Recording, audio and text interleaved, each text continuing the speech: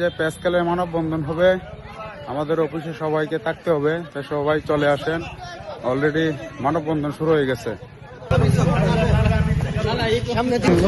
আমরা যারা সরকারি চাকরি করছি ইতিপূর্বে রেকর্ড সৃষ্টিতে দেখছি প্রতি 5 বছর 6 বছর পর পর পে স্কেল হয়, বেতন দ্বিগুণ হয়।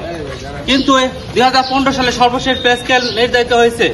তারপর দিয়ে এখন 2026 সাল, 11 বছর চলছে, এখনো পে স্কেল সরকার দিবে বলছে, আমাদেরকে মূলা জ্বলাচ্ছে, মূলা দেখাচ্ছে, কিন্তু পে স্কেল দিচ্ছে না।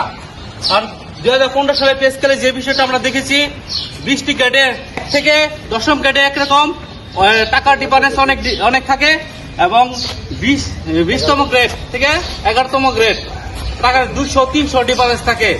এবং সর্বশেষ যে আমরা নকশা দেখেছি, সেই নকশা তো একই অবস্থা দেখা গিয়েছে যে পে স্কেলে আমরা সারা বাংলাদেশে প্রত্যেকটা জেলায় উপজেলায় আন্দোলন হচ্ছে। সেখানে দেখছি আমরা কর্মচারীরাই পে স্কেলের জন্য আন্দোলন করছে, কোথাও কোনো কর্মকর্তা আন্দোলনে তাদেরকে আমরা পাই না। কেননা তাদের বেতন অনেক বেশি। তারা 7ম গ্রেড থেকে 9ম গ্রেডে 22,000, আপনার 8ম গ্রেড এবং 6ম গ্রেডে লাফে 20,000 25,000 বেড়ে যায়। কিন্তু আমাদের কর্মচারীদের বেতন বাড়ে 500 টাকা 700 টাকা করে প্রতি বছর।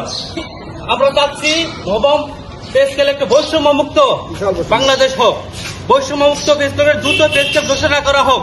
এমনকি আমরা চাচ্ছি আমাদের উপজেলার সকল কর্মকর্তারাও যেন আমাদের এই পে স্কেলের মানববন্ধনে, আন্দোলনে, কর্মসূচিতে একত্রিত হয়। ধন্যবাদ সবাইকে।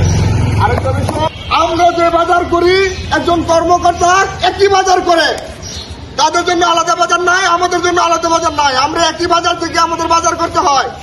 আমরা যদি এই সাধারণ বেতন নিয়ে যে বাজার করতে যাই, একজন কর্মকর্তারা সে একই বাজার করে, তাদের পকেটে তারা যে জিনিস কিনতে পারে আমরা সেই জিনিস কিনতে পারি না, আমাদের বউ বাচ্চাদেরকে সেই জিনিস খাওয়াতে পারি না। কেন? আমার কি মানুষ তো? কেন এরকম বৈষম্য থাকবে? এতে আমাদের দাবি মানতে হবে, 9ম পে স্কেল দিতে হবে এবং বৈষম্য দূর করতে হবে। এই কথা রেখে আমাদের কর্মসূচি অব্যাহত থাকবে ইনশাল্লাহ।